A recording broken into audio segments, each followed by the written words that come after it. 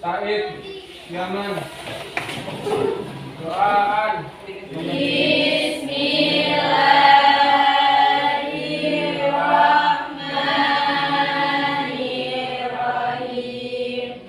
Raditu billahi rabba wa bil islami dina wa bi Muhammadin nabiyyan wa rasula.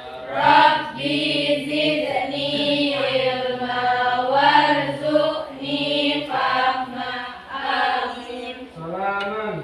Assalamualaikum warahmatullahi wabarakatuh.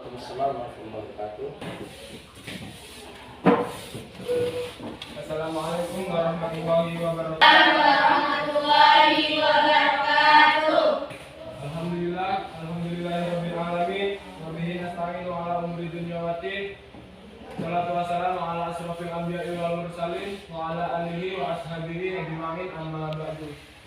Pertama-tama marilah kita panjatkan doa dan puji syukur atas kehadirat Allah Subhanahu wa taala yang dimana kita masih diberikan kesehatan, kenikmatan sehingga kita bisa berkunjung di kelas ini.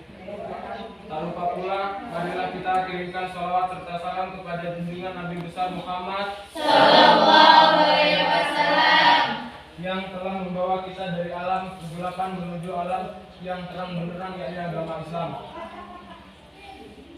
Mungkin langsung saja kita akan mendengarkan materi fikih yang akan dibawakan oleh Bapak Haji Amrillah. Kepada Bapak Haji Amrillah, waktu dan tempatnya saya persilakan dengan hormat. Baik, terima kasih. Sebelumnya kita belajar, saya absen terlebih dahulu. Alisa, Hadir. Devi, Hadir. Alisa Agiska Sari, Afifani, Hadir. Ana Zatul Jannah, Hadir. Ida Sarina, Lutfiana Sabara, Muhammad Irsan Badawi, Mutiara Indah Rizkiani, Naila Anabela Putri, Nia Kurniasi, Novita Sari, Putri Anastasa, Hadir, Pak. Rahmanur Aziza, Hadir. Muhammad Adrian, Dewa. Saskia Albirani, Sakit.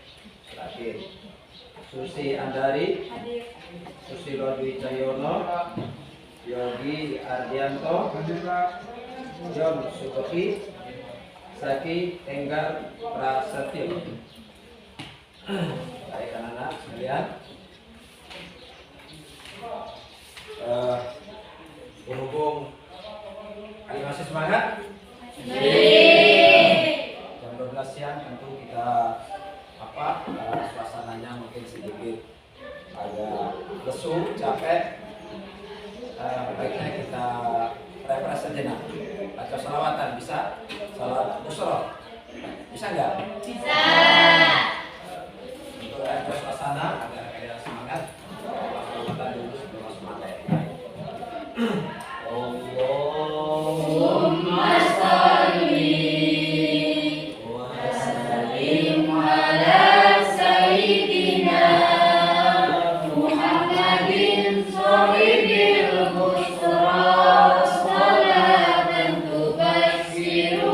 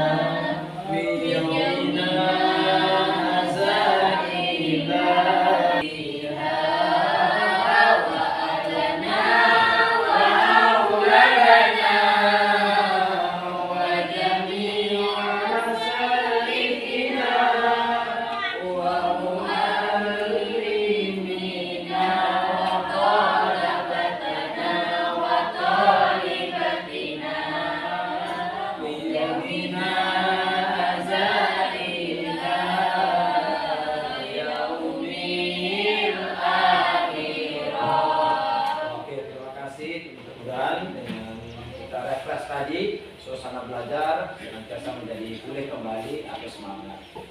Anak-anak sekalian yang semua berbahagia, tema kita pada oke, terima kasih. Mudah-mudahan dengan kita refresh tadi suasana belajar senantiasa menjadi pulih kembali atau semangat. Anak-anak sekalian yang semua berbahagia, tema kita pada siang hari ini adalah tentang itu sering kalian haji. Haji adalah merupakan rukun Islam yang rukun itu sering dalam kehidupan kita sehari-hari sering kita mendengar yang namanya rukun atau syarat. Apa itu rukun? Kira-kira kalian tahu nggak? Apa itu?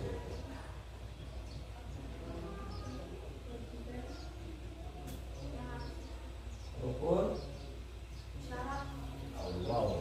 Kok muter kembali lagi. Rukun itu adalah unsur pokok dalam satu kegiatan. Rukun itu semua terletak pada semua kegiatan.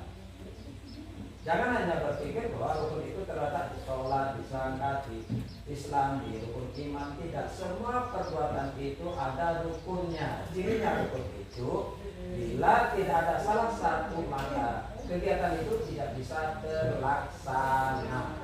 Itu cirinya rukun. Semua kegiatan. Kalian bisa tentukan sendiri bahwa misalnya kalau tidak ada ini berarti tidak bisa tercapai ini, berarti itulah salah satu bentuk rukun. Rukun belajar misalnya saya contohkan, ada yang mengajar, ada yang diajar, ada materi. Kita bisa buktikan bagaimana kalau tidak ada yang mengajar, ada yang belajar, ada materi, tidak ada yang mengajar. Tahu-tahukan kan melalui itu sendiri. Itulah ciri-cirinya. Jadi kalian bisa tentukan sendiri bahwa rukun itu adalah unsur pokok dalam satu kegiatan. Jadi rukun itu tidak terletak pada rukun Islam, rukun sholat, rukun iman, tidak. Semua perbuatan itu memiliki rukun. Nah, kalau syarat itu untuk mencari tahu antara sah atau tidaknya satu perbuatan. Contoh misalnya, syarat sahnya sholat itu harus menutup aurat, harus suci dari hadas, harus beragama Islam. Gitu. Nah, pertanyaan saya, boleh nggak orang sholat telanjang? Jawabannya boleh. Oh iya boleh. Hanya saja sholatnya tidak boleh. Karena syarat itu hanya menentukan sah atau tidaknya satu perbuatan itu bisa dilaksanakan? Bisa. Hanya saja salah satu contoh misalnya, si Komang boleh nggak sholat? Boleh. Si Komang, si Ketut boleh sholat. Hanya saja sholatnya Tidak sah. itu bedanya antara syarat dengan rukun. Lanjut. Ketentuan Islam tentang haji. Pengertian haji ditinjau dari segi bahasa berarti menyengaja atau menuju. Dalam terminologi Islam, haji berarti menyengaja berkunjung ke Baitullah atau Ka'bah. Mungkin itu yang saya sampaikan. Kemudian selanjutnya yang B, hukum pelaksanaan ibadah haji itu berdasarkan dari Al-Quran dan hadis. Kalau Al-Quran sering kalian dengar walillahi 'alan-nas hijjul baiti man istata'a ilaihi sabila, itu dasarnya. Kemudian kalau hadis, buniyal Islam ala khamsin, syahadat an la ilaha illallah wa syahadatu anna muhammadar rasulullah wa iqamis shalah wa ita'iz zakat wa hajjul bait, cukur rambut kepala, memotong sebagian dan tertib. Itu rukunnya. Kemudian wajib haji. Wajib haji adalah perbuatan yang wajib dilakukan dalam rukun. Yang pertama adalah memulai ihram dari mikot. Mungkin nanti kalau ada istilah-istilah yang saya tidak lupa saya menjelaskan, boleh kalian bertanya ya istilah-istilah tadi. Melempar jumrah, mabit atau menginap di Musdalifah, mabit menginap di Mina, tawaf wada. Itu tadi wajib haji. Kemudian yang D, pelaksanaan ibadah haji. Tata cara pelaksanaan ibadah haji adalah sebagai berikut. Jemaah haji melakukan ihram dari mikot yang telah ditentukan. Jadi mikot itu ada mikot makani, ada mikot zamani. Artinya mikot atau memulai berniat itu ada yang berdasarkan tempat, ada juga yang berdasarkan waktu. Jadi mikot itu tidak sembarang tempat kita bisa mulai mikot, atau juga tidak semua waktu bisa kita berniat untuk ibadah haji. Jadi ada waktu-waktu tertentu. Kemudian selanjutnya jamaah haji melakukan. Jadi rukhsah itu bisa dipakai, bisa. Begini ilustrasinya rukhsah. Misalnya, Le sebentar ngarit rumput. Kalau nggak mau ngarit rumput, boleh cari debok. Ini kan rukhsah, cari debok. Tinggal pilih. Kalau nggak mau cari rumput, ya ambil debok. Kalau nggak, jangan ngotot rukhsahnya tadi misalnya suruh cari debok, jadi harus ini wajib. Enggak. Boleh pilih antara ambil debok atau cari rumput. Jadi rukhsah, namanya rukhsah ini pilihan alternatif. Jadi nggak bisa misalnya harus ngotot terus sekarang sudah kita ada di luar negeri harus jamak, nggak juga, terserah mau dipakai atau tidak. Rukhsah itu artinya keringanan. Selanjutnya nomor 3, jamaah haji mabit atau menginap di Musdalifah. Yang keempat, jamaah haji melontar jumrah Aqabah pada malam 10. Yang kelima, jamaah haji bertahalul. Nah, kalau sudah bertahalul artinya segala larangan itu sudah bisa dilaksanakan. Nanti sebentar saya akan tampilkan gambar urutan pelaksanaan ibadah haji. Ini hanya teori saja. Sebenarnya kalau dari sekian banyak teori, kalau disimpelkan, diringkas sebenarnya menjadi sederhana. Sebentar saya tunjukkan. 5, jemaah haji bertahalul. Kalau sudah bertahalul artinya segala larangan itu sudah menjadi halal. Jadi batasannya larangan ibadah haji itu mulai tanggal 9 Zulhijjah sampai tanggal 10 Zulhijjah. Artinya setelah melempar jumrah Aqabah dan tahalul. Kalau sudah tahalul artinya segala larangan itu sudah selesai. Nomor 7, jemaah haji melakukan tawaf wada. Tawaf wada ini artinya tawaf perpisahan. Ada beberapa macam tawaf di dalam rukun Islam itu. Kalau mau catat boleh, ada tawaf ibadah, tawaf nazar, tawaf sunnah. Kalau tawaf nazar itu adalah tawaf yang disesuaikan dengan janji atau niat. Misalnya ngomong begini, kalau saya bisa lulus dari sini, saya akan tawaf. Artinya kalau lulus benar berarti wajib melaksanakan tawaf karena sudah berniat janji kepada Allah, itu nazar. Wajib dilaksanakan kalau nazarnya terjadi itu tawaf tahiyatul masjidnya lah gitu. Itu tawafnya tawaf wudhu. Nah, mungkin itu yang saya bisa sampaikan tentang macam-macam tawaf. Kemudian selanjutnya larangan dalam ibadah haji.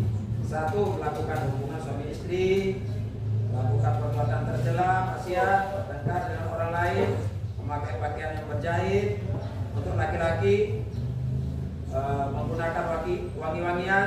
Artinya menggunakan wangi-wangian ini di saat kita sudah tanggal 9 Zulhijjah. Artinya kalau mau menggunakan itu sebelum berniat. Boleh pakai bedak, mau pakai apa saja, tetapi sebelum berniat. Ya ilustrasinya begini, kalau orang sholat tidak boleh makan, ya kan? Nah kalau mau makan bagaimana caranya? Sebelum sholat. Kalau mau makan, jangan sholat sambil makan. Jadi kalau mau makan sebelum sholat. Ilustrasinya seperti itu. Ya semacam bertengkar. Kalau mau bertengkar ya sebelum tadi, sebelum berniat. Nah, kalau sudah berniat maka tidak boleh bertengkar. Jadi semua larangan ini boleh dilakukan sebelum berniat, tetapi setelah berniat itu tidak boleh dilakukan. Kemudian juga memakai kaos kaki bagi laki-laki, melakukan akad nikah, memotong kuku, mencukur rambut, memakai pakaian yang dicelup, pakai haruman, membunuh binatang buruan, memakan daging hasil buruan. Itu larang-larang, macam-macam larangannya. Kemudian hikmah, kalau hikmah ini sebenarnya hal-hal yang positif. Nah, tapi baiklah saya bacakan saja agar kalian paham. A. Mengandung nilai-nilai spiritual yang agung. Kemudian manusia menyadari bahwa hidup ini perlu saling tolong menolong. Tapi mungkin kalian baca sendiri nanti lah tentang hal itu.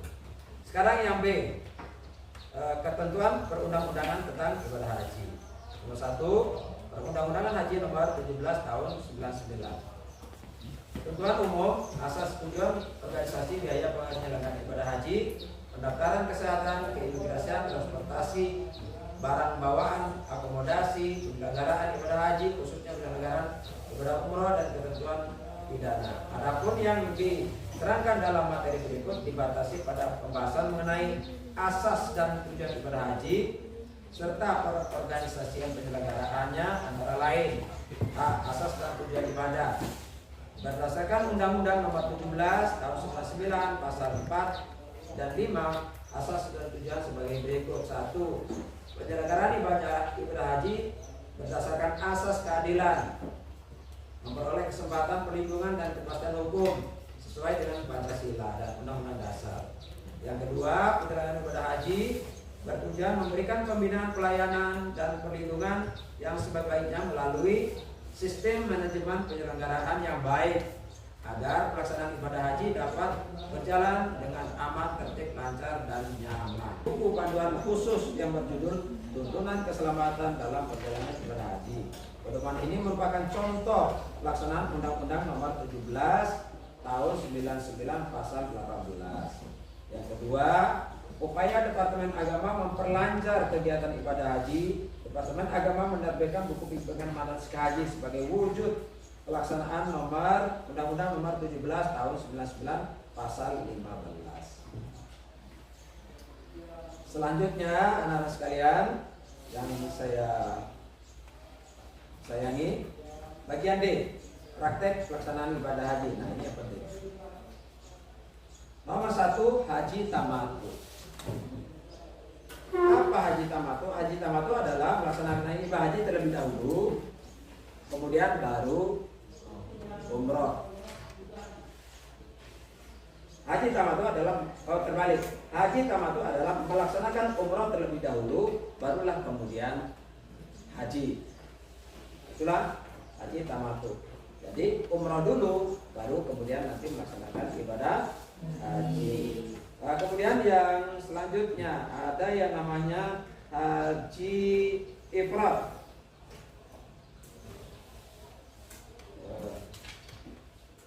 Ini ada haji ifrad. Haji ifrad adalah pelaksanaan haji dengan cara melaksanakan haji terlebih dahulu, baru nanti umroh. Ya.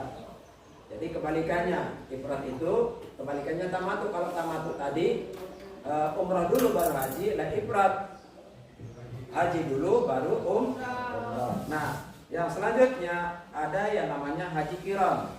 Kalau ini gabungan antara haji dan umrah itu dijadikan satu. Itu tadi sistem pelaksanaan ibadah haji. Nah, sekarang anak-anak sekalian, saya ingin mempublikasi sebenarnya urutan daripada pelaksanaan ibadah haji itu seperti apa. Silakan simak gambar berikut ini.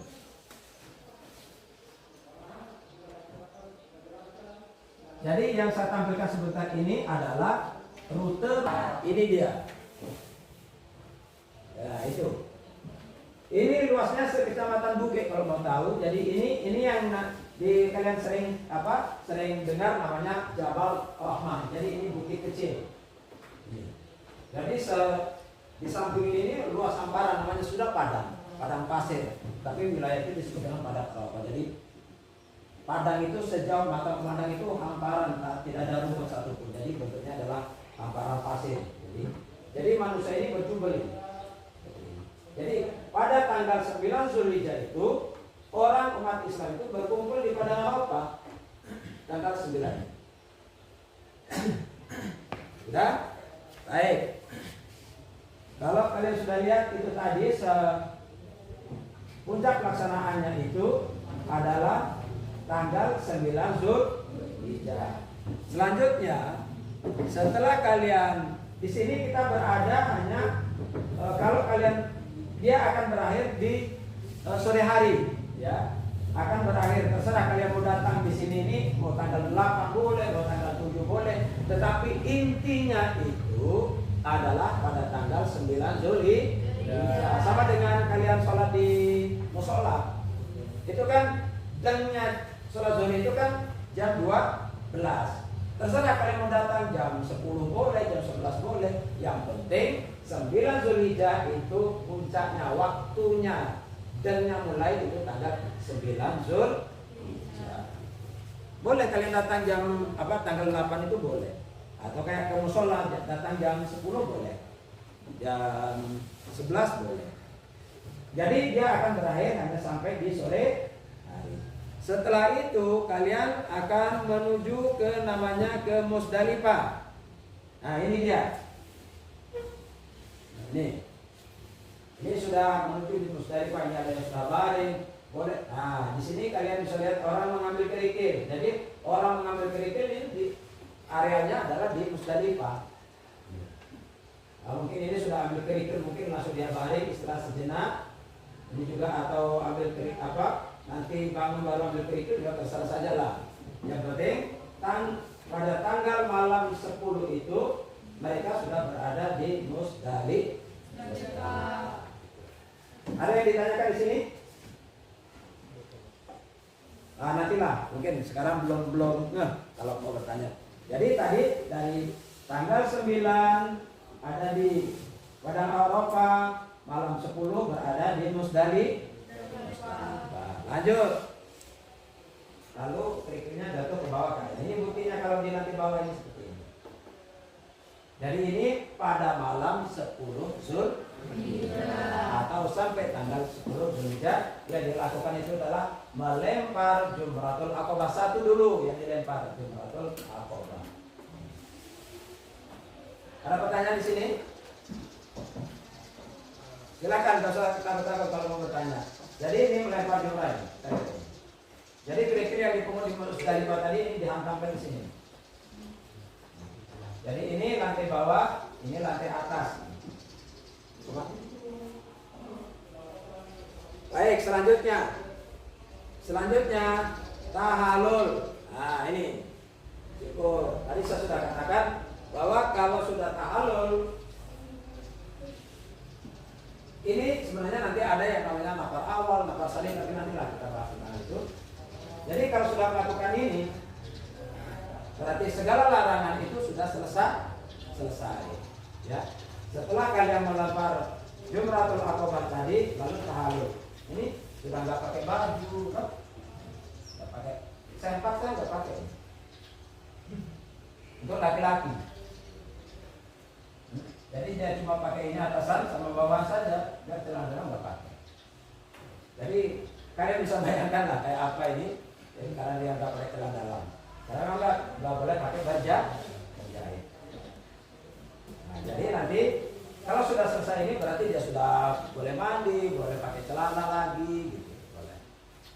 So, baik, itu tadi tanggal berapa ini? Tanggal bahwa tadi ada lingkaran begini, ini berarti ada di lantai atas, ya, di atas ini. Jadi Jumratul Aqabah Ula Wusta Aqabah ini, jadi Aqabah di sini. Jadi nanti pada tanggal 11 sampai tanggal 13 kalian itu lontar ini. Ini 7 kali, di sini 7 kali, di sini 7 kali. Jadi selama 3 hari. Ya, kalau yang selesai tanggal 13.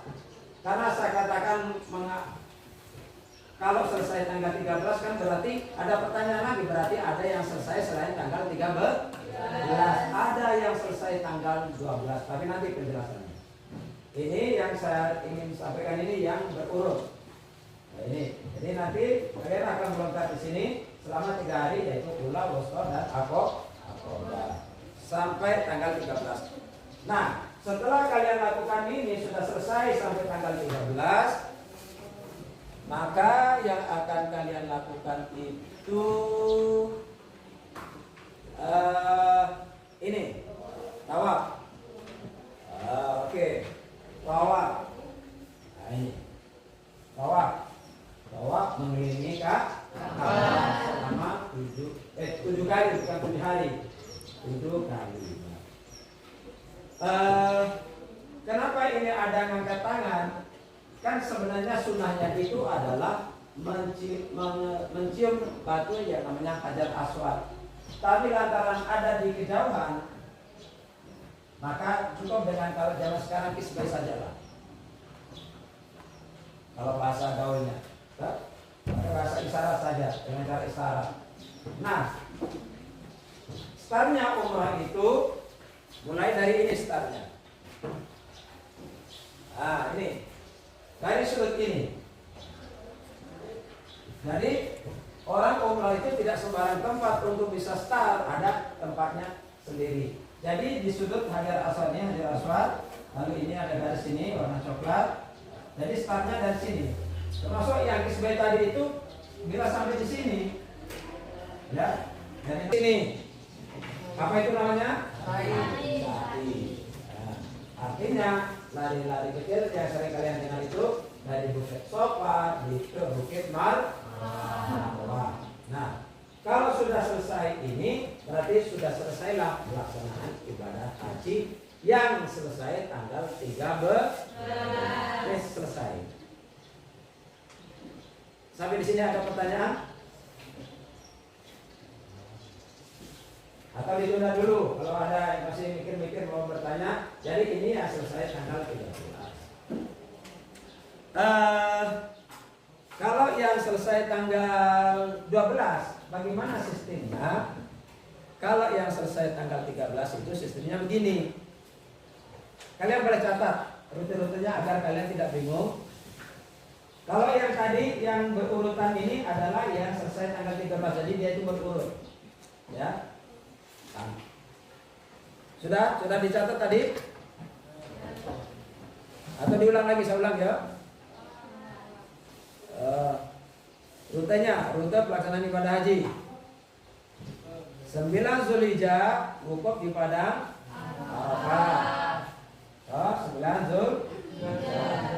Kemudian setelah itu sore harinya kita meninggalkan Padang Arafah menuju ke Musdalifah. Apa yang dilakukan di situ? Ya, mempersiapkan kerikil untuk umrah Aqabah.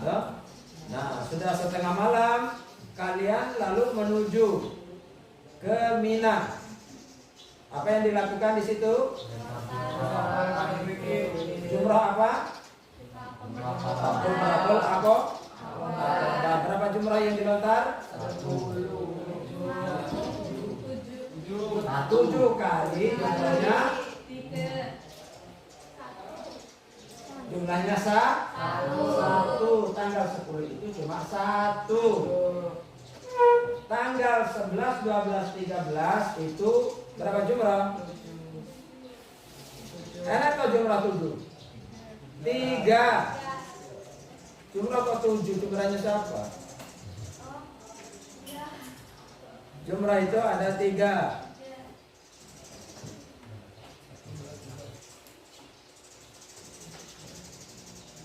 Jumrah itu ada 3. Nah ini dilaksanakan pada tanggal 11, 12, 13. Ya.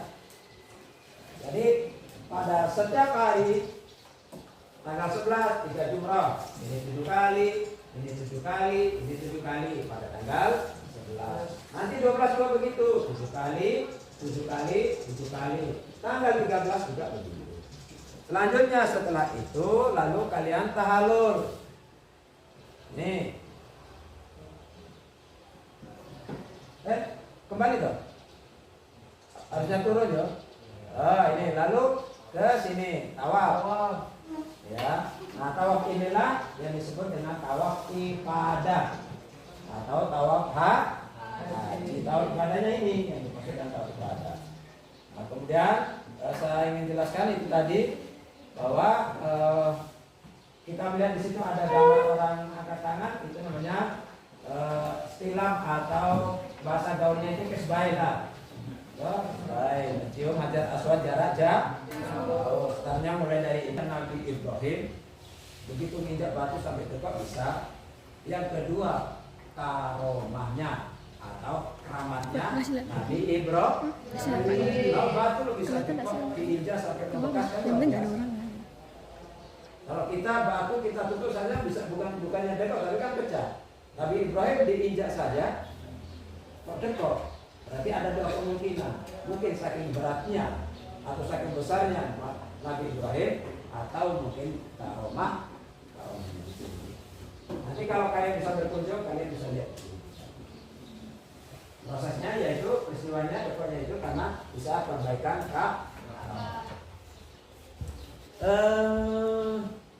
selanjutnya setelah itu kalian melakukan sa'i. Lari-lari kecil antara bukit musim panas begini. Lahir seorang bayi di padang pasir yang tidak ada rumput tumbuh walau satu pun. Panasnya kayak suasananya begini. Ya ibu mana yang tidak bingung anaknya lahir mau dibersihkan lah kok nggak ada air. Maka marilah Siti Hajar dari Bukit Sofa ke Bukit Marwah untuk mencari air. Berkat izin dari Allah, tumitnya Nabi Ismail itu dihentakkan di tanah di sekitar Ka'bah itu, lalu muncullah yang namanya sumur Zam-Zam. Itulah sejarahnya dari sumur Zam-Zam. Jadi itu kalau yang selesai tanggal 13. Nah, apa? Ya, 13. Kalau yang selesai tanggal 12, rutenya perhatikan, saya ulang lagi. Yang selesai tanggal 13. Kalian catat agar kalian tidak bingung, catat. Selesai tanggal 13. Yang selesai tanggal 12 yang disebut dengan nafar awal. 9 Zulhijjah wukuf, masih sama wukuf. Kemudian ke Musdalifah, masih sama. Kemudian setelah melontar masih sama. Nah, setelah melontar, kalau yang selesai tanggal 13 atau yang disebut dengan nafar awal, itu dia tidak tahallul, tetapi langsung tawaf dan sa'i dan tahallul. Nah, nanti di saat tanggal 11 ya kembali ke sana melontar.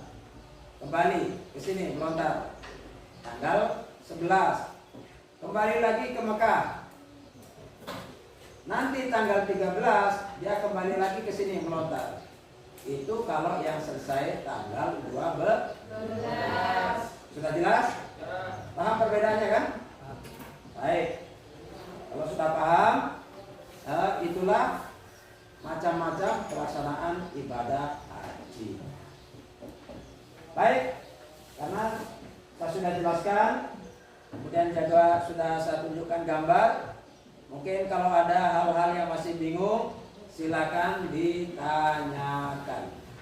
Kalau ada yang masih bingung, dari yang selesai tanggal 12 tadi sudah saya berikan gambaran, yang selesai tanggal 13 sudah saya berikan gambaran. Mungkin ada hal-hal yang belum saya utarakan. Saya persilakan untuk ditanyakan setelah kalian baca-baca bukunya. Begitu, persilakan. Ya.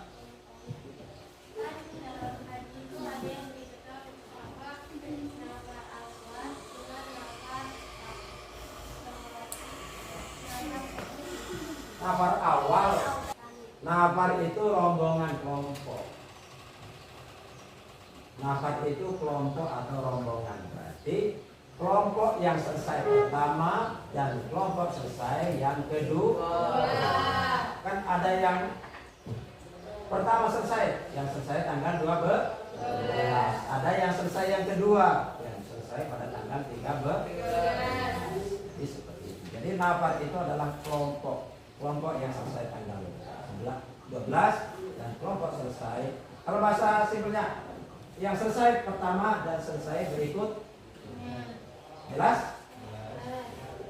Karena ada yang selesai tanggal 12, ada yang selesai tanggal 13.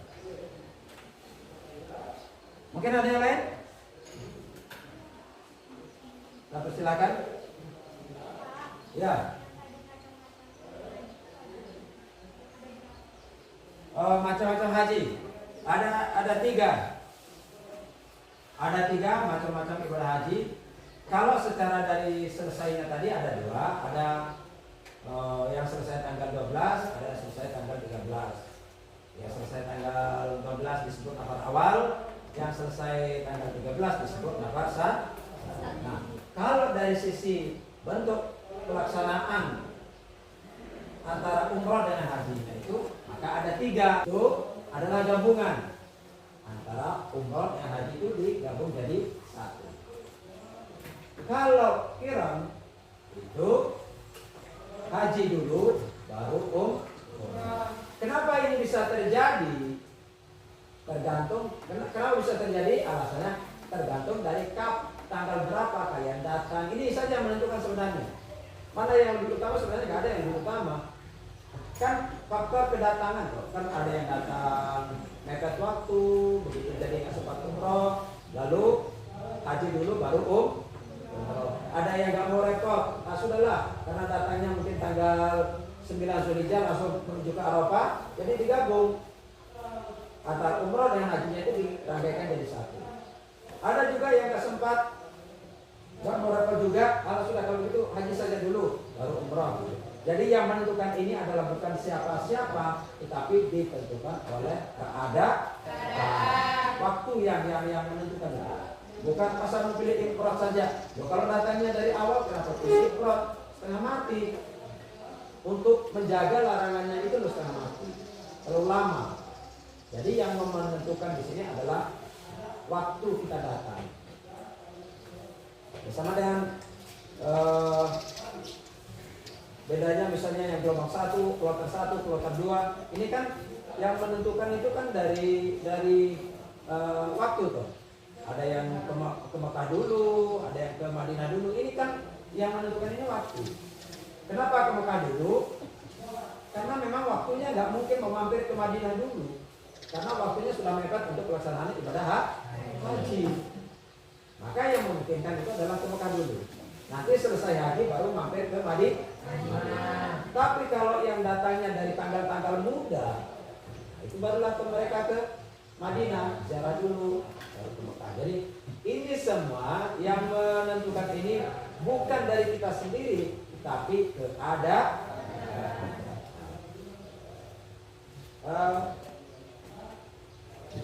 mungkin kalau sa'i, sekarang saya ingin langsung ke sa'i dulu. Rute sa'i, catat supaya kalian detail.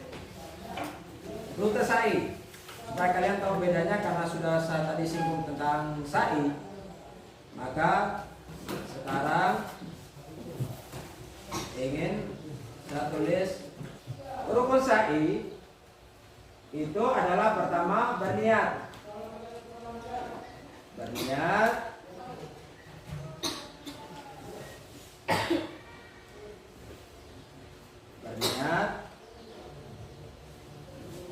Sudah. Setelah itu yang kedua tawaf. Ini dia tawaf. Setelah itu sa'i. Ini dia gambar sa'inya. Kemudian tahallul. Tahallul.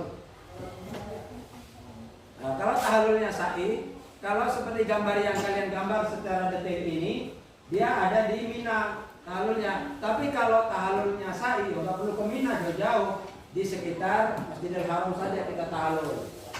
Bisa selesai kalian tawaf, selesai tawaf sa'i, lalu kalian tahallul di sini boleh.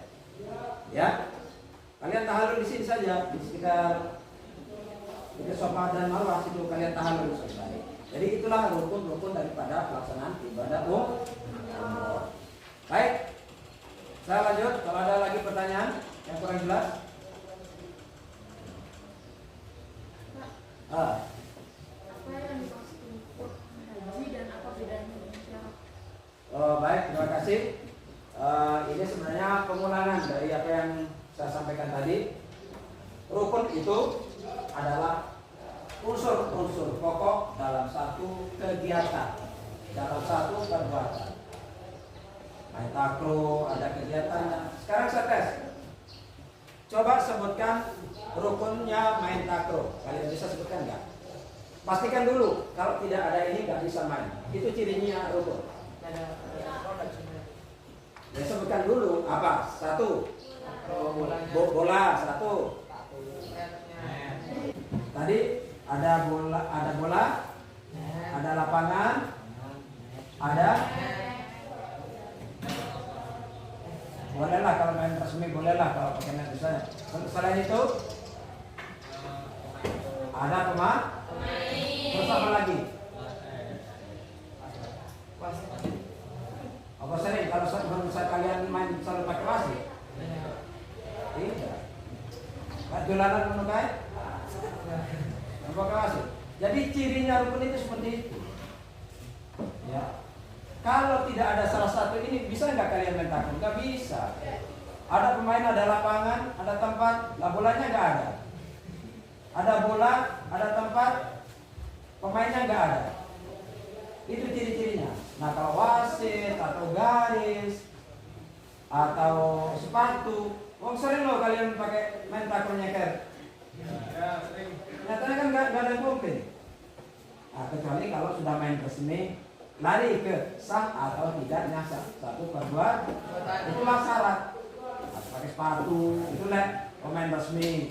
Harus pakai kostum, harus pakai seragam.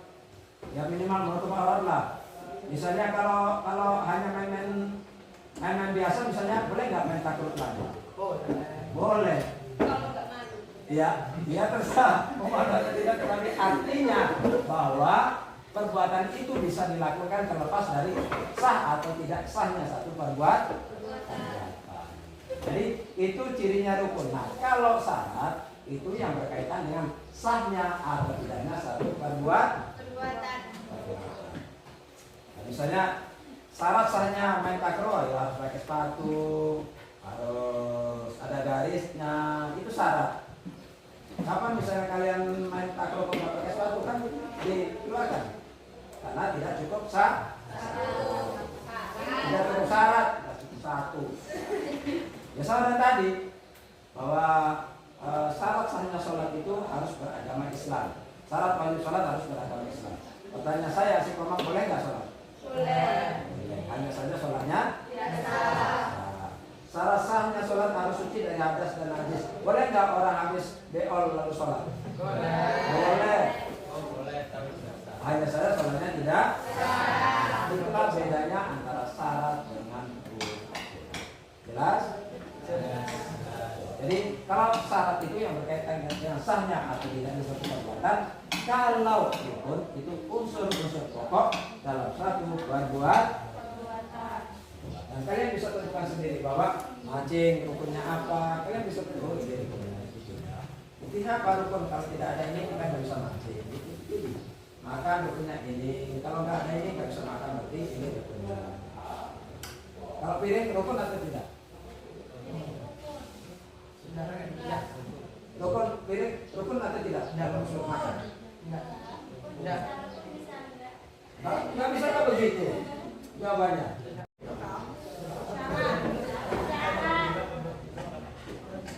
Jadi itu. Tapi coba buktikan ada salah satu yang tidak ada lalu kalian tidak bisa melakukan kegiatan itu, berarti ada yang kurang dari rukun. Ada yang makan kok yang dimakan tidak ada, berarti ada yang kurang dari rukun. Paham kan? Baik, lanjut apa lagi? Sudah hampir 10-15 menit. Silakan kalau ada yang jelas.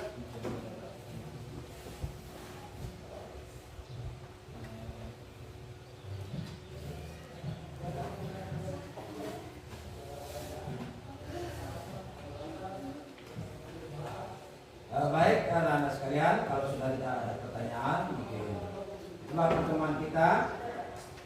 Mudah-mudahan apa yang saya sampaikan kalian bisa pahami, sehingga bisa menjadi gambaran kalian dan menjadi tujuan kalian datang ke sini untuk menuntut ilmu. Mungkin itulah yang bisa saya sampaikan. Terima kasih. Wassalamualaikum warahmatullahi wabarakatuh. Waalaikumsalam warahmatullahi wabarakatuh. Demikianlah tadi materi ucapan. Wabillahi taufiq wal hidayah. Wassalamualaikum warahmatullahi wabarakatuh. Waalaikumsalam warahmatullahi wabarakatuh.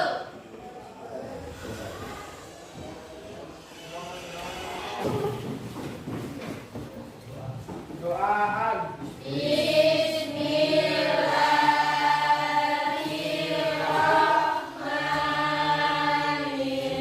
Bismillahirrahmanirrahim.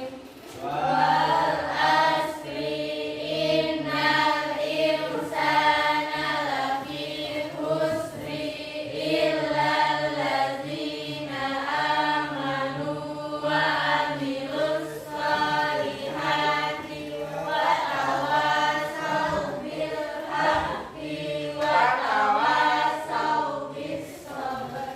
Salaman.